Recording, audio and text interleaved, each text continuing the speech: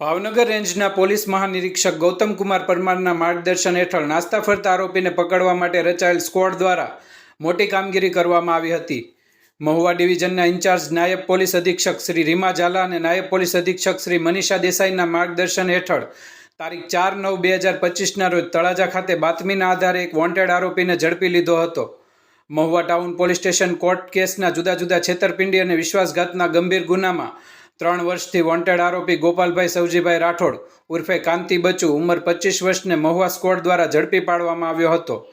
ઝડપાયેલા આરોપીને કાયદેસરની વધુ કાર્યવાહી માટે મહુવા ટાઉન પોલીસ સ્ટેશનને સોંપવામાં આવ્યો હતો.